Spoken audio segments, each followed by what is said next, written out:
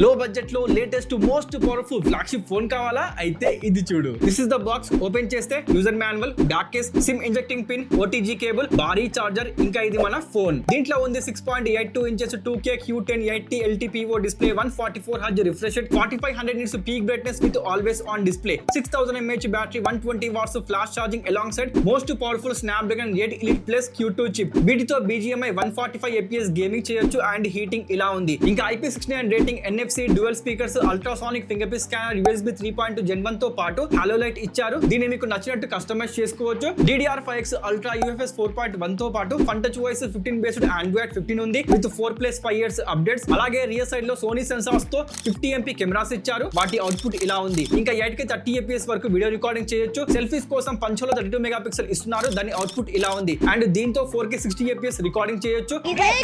నచ్చిందా ఫోన్? అయితే link in bio. ఇప్పుడే బై చేసి నేను ఇప్పుడే వస్తున్నా.